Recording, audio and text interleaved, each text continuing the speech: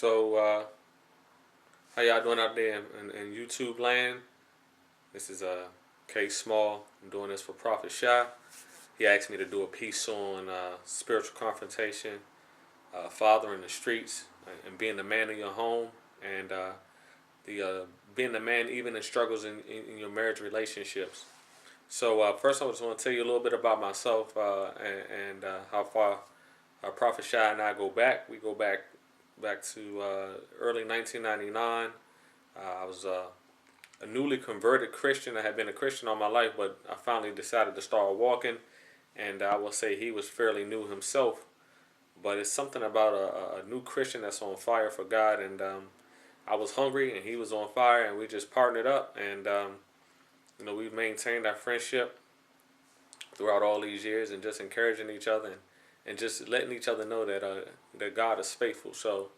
Um, that's just to give you a little history about the brotherhood of and the importance of having brotherhood within Christians communities, and because when you're in the church, you're in a sheltered environment. Okay, everybody around you, if not walking the same walk, they're perpetrating the same walk. So they're pretty much everybody's trying to give the appearance that everybody is doing this thing right. But it's when you come along somebody who is honestly seeking Jesus in everything that they do, faults, flaws, and all. Um, so that's where it becomes authentic, and you help each other to grow. And that's what we did for each other, and that's what we continually do for each other. And so I believe that's why he asked me to do this. But I just want to just start off by saying that the topic that he asked me to touch on, being the man in your home, being the man that your wife deserves, father in the streets. At first I looked at it, I thought it was kind of difficult, because I would say for the last 6 years or so, 5 or 6 years or so, I've been walking around in a spiritual funk. Walking around being complacent, had some spiritual attacks. Allow some things to affect my personal walk, affect my family life, and those things. They were difficult at times, very difficult at times to deal with, and I bless God for the promise of someone who He sends to you, such as my wife. He sent her to me, and she's been faithfully standing by my side through thick and thin, and that's a testament to her belief in God, and also her submission to me and her belief in me, because on the surface level, on the flesh level, the physical natural man level, she had every right, and she probably had many inclinations to go ahead and seek out something better, look for or seek out something better, in a sense that right now physically what she's seeing is not matching up to what she believes she's worth, but she saw beyond what the present brought. So she decided to invest. And so what I want to say to the young men who are either married, or even the older guys who are married, who are looking for that person that God has for them, or are currently in a relationship, a marriage relationship, and it doesn't look the way you thought marriage should look, and it doesn't feel the way you think marriage should feel. Marriage is not an easy task, easy undergoing. It's something that God had ordained from the foundations of the world. That was the first institution, was marriage, was family. He brought together man and wife. He said, let her leave family and let the two become one. And so that's important to recognize. God instituted work, and after He instituted work for Adam to go ahead and name everything in the garden, God saw Adam in the garden. He saw that it wasn't good for man to be alone. He takes the rib. He causes a deep sleep to fall upon Adam. He takes the rib out of the side of Adam, closes it up, closes his side up. He forms woman. He presents her before Adam at his side, and then when Adam comes to, God has presented Eve to him as a helpmeet, somebody who's going to help him fulfill the purpose that God has created him for. So, regardless of what everything you may have heard about the fall, and Adam and Eve dynamic and how that all works out and plays out into the world we live in today, and how people say, if it hadn't been for Eve biting the apple, we wouldn't be in this situation and predicament. Well, let's not look at it like that, because God in His sovereignty, He knows everything, and He knew our tendency to stray. Even before we were yet born, He knew it, and even before Adam yet walked on this earth, He already had, and He already knew. So what did God do? He had His only Son, His only begotten Son, to become the Lamb that was slain before the foundations of the world. And that's Scripture. Jesus is the Lamb that was slain before the foundations of the world. So before Adam even stepped foot on this thing we call planet Earth, Jesus was. And He was already the Lamb that was slain. So when we look at the marriage relationship, we shouldn't start it from the fall. We should start it from what God intended. And what God intended was for Eve to come alongside Adam to help him fulfill his purpose. And for him, Adam, to protect and cover her as his helpmeet. So, I'm not trying to get on a soapbox and preach about that, because Lord knows, I know that I have a long ways to go. A lot of you guys may be sitting out there looking like, what does this young cat have to say about that? All I know is I once was without, God blessed me with, and even in Him blessing me with my wife, I still didn't do everything correct, and she didn't either. But I know I did a lot of things that put our marriage in strain and put our marriage in difficult times. But God is faithful. He gave me somebody who believed in me, who saw the purpose. Who saw the purpose that God had in store for me. So she's still here, and we're still growing together in God, and she believes in me. And now, what we have and what we've experienced over these last 12 years, 12 and a half years of knowing each other. We've been married for 11 and a half of those 12 and a half years. We have 4 beautiful children, and with all of that, that just lets you know that God's purpose will prevail.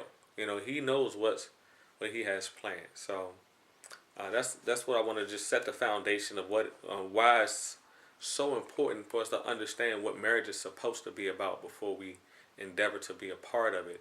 And even in it, it is not a bed of roses. No one person is going to be perfect so no one person will be perfect all the time. And a lot of times in marriage, there may be moments where one is stronger than the other. So that's where you bear each other up. It's not for us to look upon and cast aspersions and pass judgment when our spouses fall. That doesn't serve anyone. That doesn't serve God. That doesn't serve them. It may serve our ego, but really it's serving our flesh. And then, you know what the flesh is? The flesh is of the devil. The flesh is enmity with God. It can't discern the spiritual things of God. And God is a spirit. And those who come to God must come to Him in spirit. Those who come to God must worship Him in spirit and in truth. But they also must come to Him believing that He is. And that He is a reward of those who diligently seek Him. So, for all of those who are married out there, you just stay steady. Find men that you can, help keep you accountable. Put yourself in check. Any selfish desires. If you find yourself, having to be right all the time, that's pride. Go back to 1 Corinthians 13, verses, I believe, 4 through 7. Find yourself looking at 1 Corinthians 13. Find out what love is. Love is patient. Love is kind. It does not boast. It's not envious.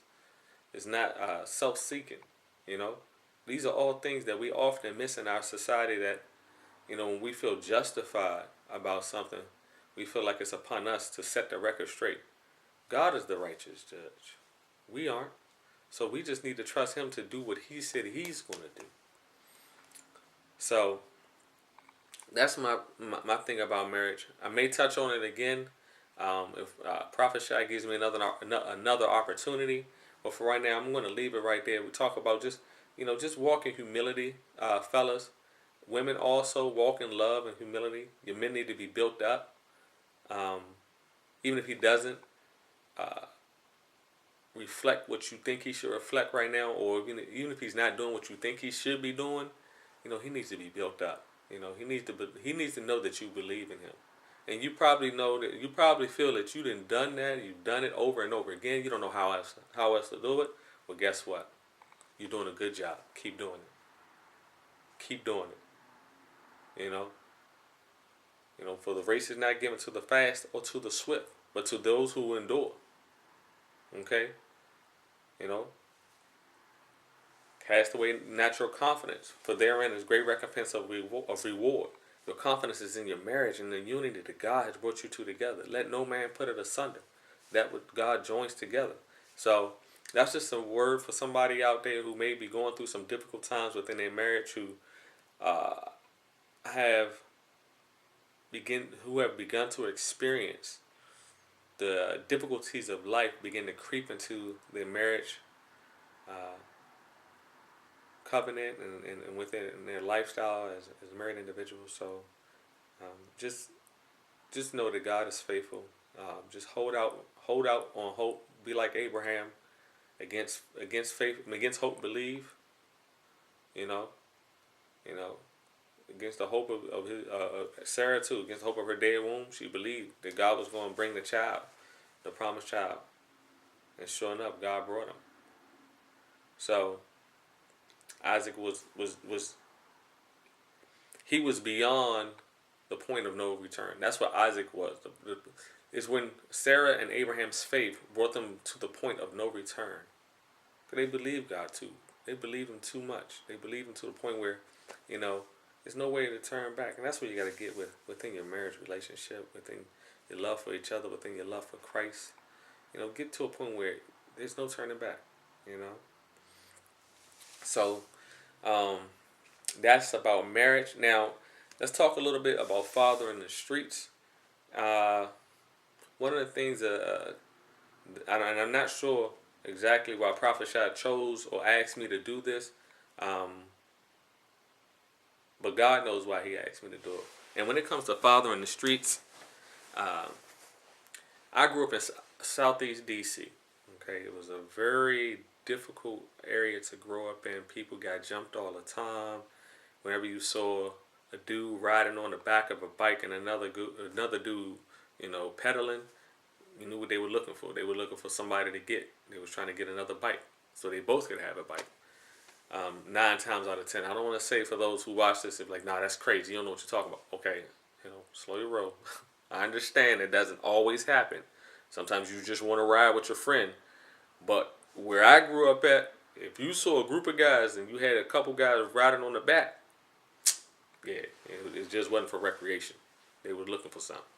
So, so that was the area that I grew up in, and so when it came time to make decisions about my involvement in those things, I bless God that I did have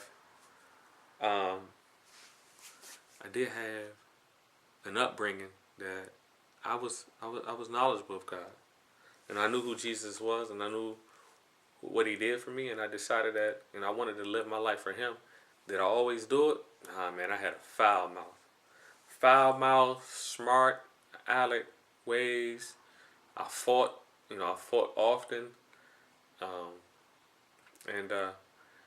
But as I grew up, I wanted to pour back into young people.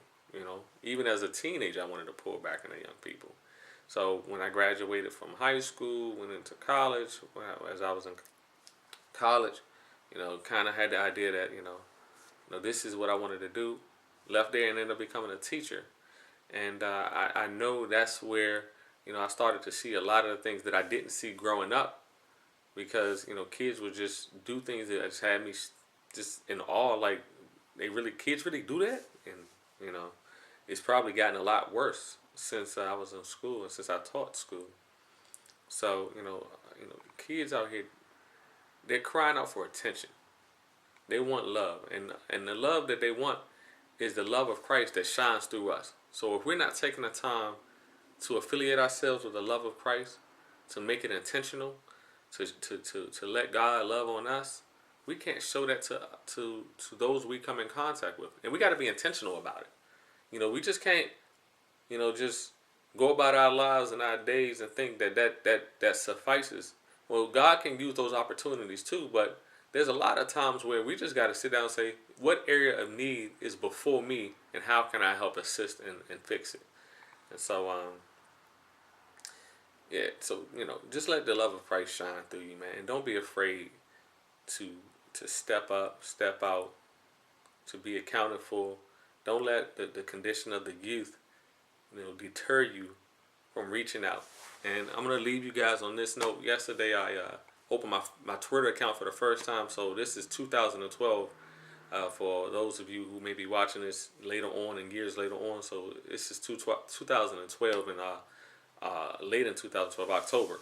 Okay, so Twitter's been out for a while, and I just opened up one yesterday. And my first tweet, I just wanted to just say something, and God has been impressing upon my heart. I'm going through a transitional phase of being restored back into His love and His grace. Not to say He ever let me go or He ever discarded me or anything like that, but I turned my back on it, but through my complacency. And one of the things, the imagery that He gave me, and this is my first tweet, and I'm going to leave you guys with this, is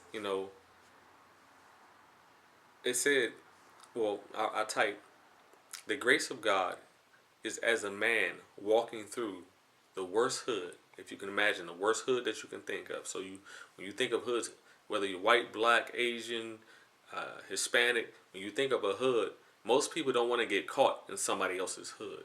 They don't want to get caught in the areas that are considered dangerous, because if you're not from there, you're likely to become a victim of somebody's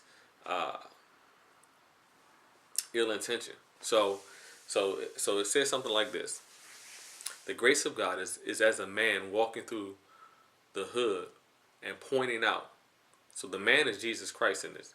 Is as a man walking through the hood and just randomly pointing at people, saying, "Redeemed, redeemed, redeemed."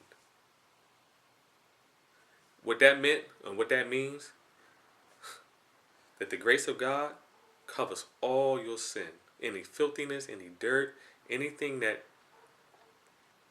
has weighed you down, anything that you've done.